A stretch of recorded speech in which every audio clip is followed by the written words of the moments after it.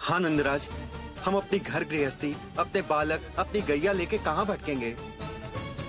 कहीं ना कहीं तो बस तो पड़ोगे ना हमें, पर हम जाएंगे कहाँ? हाँ नंद भैया, हम कहाँ जाएंगे? इसका उत्तर तो मेरे पास भी ना है कि अब कहाँ जाएं हम, किस दिशा में, किस ओर।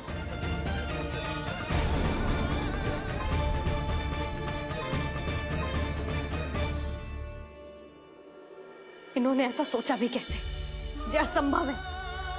ऐसे कैसे चले जाए अपना गांव, अपना घर छोड़ के?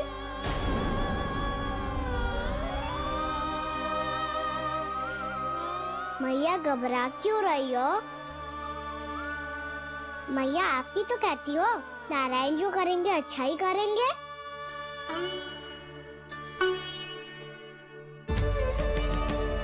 नंदराज, आपकी दृष्टि में कोई स्थान है क्या जहां हम बस पाए, जहां हमें जीने के साधन तो मिल पाए, जहां हम पर और हमारे बालकों के जीवन पर कोई संकट ना आए।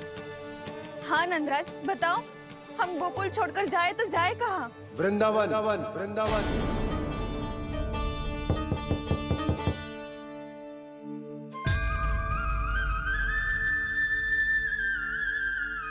उपनंद भैया,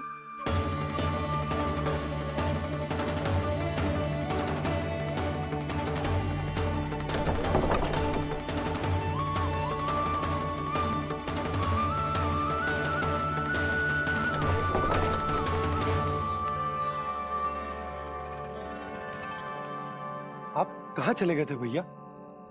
चिंता हो रही थी। कल मुझे एक दिव्य संकेत मिला था। यदि मैं गोकुल की सीमा से बाहर जाकर उत्तर दिशा की ओर बढ़ूं, तो मुझे हमारी समस्या का समाधान अवश्य मिल जाएगा। इसीलिए भोर होते ही मैं घर से निकल गया। और तुम्हें विश्वास नहीं होगा आनंद, सिर्फ 1.25 प्रहर में मैं उस स्थान पर पहुंच भी गया। उस क्षेत्र के यात्री और ऋषिमुनि उस स्थान को वृंदावन के नाम से पुकारते हैं। वृंदावन, वृंदावन, वृंदावन। वृंदावन।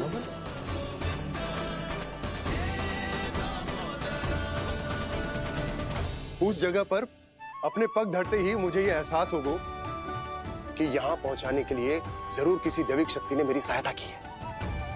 मेरा मन तो सुख की अनुभूति से प्रफुल्लित होगा। और विशेषताओं की तो मैं बात ही क्या करूं। भूमि बहुत उपजाऊ है, जहां देखो चहुओर पुष्प पुष्प है, फूल ही फूल खिले हुए हैं। जल की भी कोई समस्या नहीं है नंद। जितने भी कुंड मैंने देखे, सबके सब लबालब जल से भरे हुए थे। जिधर देखो झरने बह रहे हैं, नदी बह रही है। जब गोकुल छोड़कर जाना ही है, तो इससे उत्तम स्थान और बसने के लिए ना मिल सके हमें।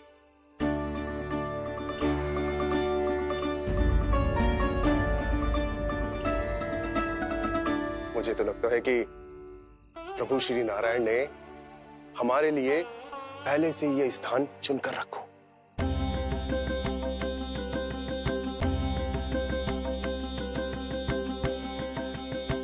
ये सब चाहे जो निर्णय ले ले, मैं अपना घर छोड़कर कहीं न जा रही।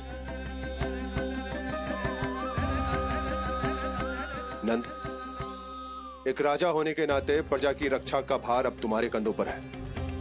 क्या निर्णय है तुम्हारा?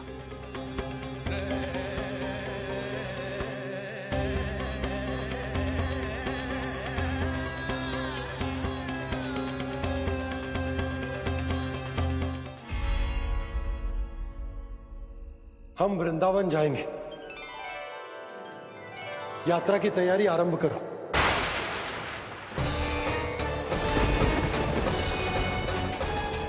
नंद जी,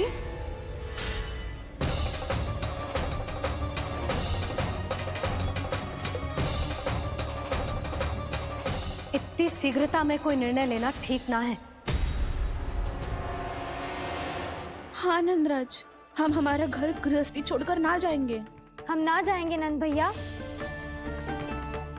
समझने का प्रयास करो यशोदा। यदि तुम भी आप समझने का प्रयास करो नंद महाराज।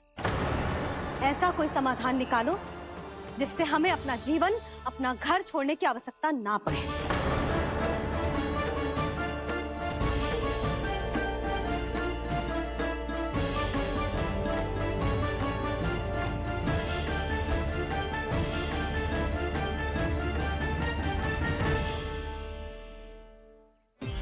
स्थिति कुछ ऐसी है कि मैं चाहकर भी अपना निर्णय ना बदल सकता, इसलिए हमें यात्रा की तैयारी आरंभ करनी होगी। और उसके लिए सबसे पहले हमें अपने अपने परिवार वालों को मनाना होगा।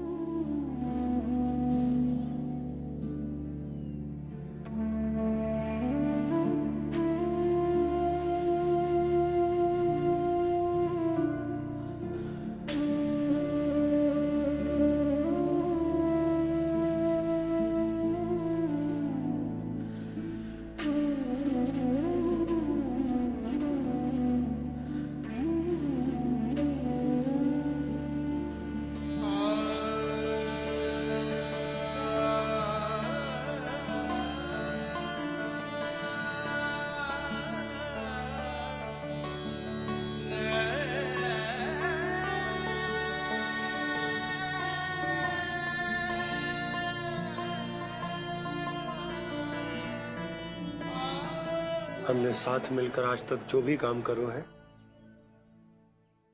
उसमें सदैव सफलता पाई है यशोदा। आज भी मुझे तुम्हारे साथ की आवश्यकता है।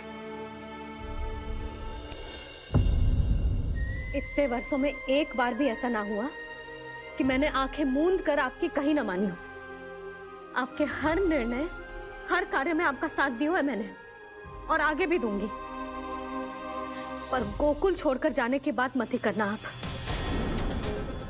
बसे बसाए घर को छोड़ के चली जाऊं, इतना कठोर ना है मेरा हृदय ना। यशोदा,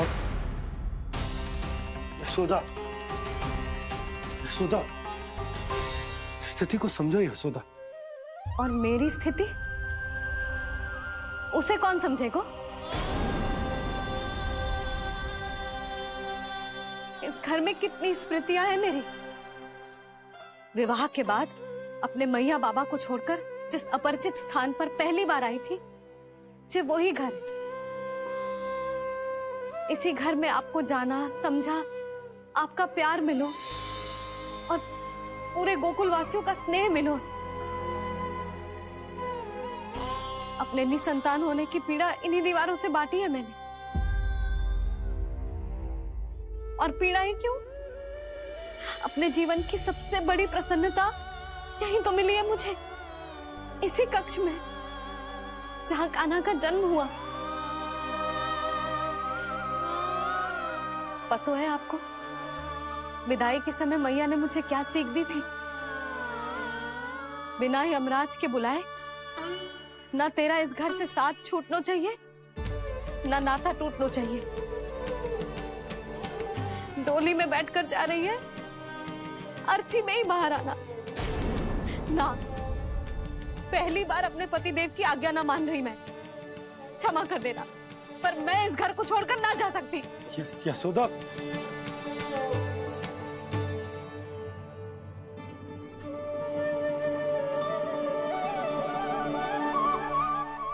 पूर्णा मासी, अब आप ही समझाइए यशोदा को। मैं तो स्वयं को न समझा पा रही, इसे क्या समझाऊंगी? सारा जीवन यही बीता है, मैं भी न छोड़ पाऊंगी जे गोकुल को। कह देती हूँ नंदराज।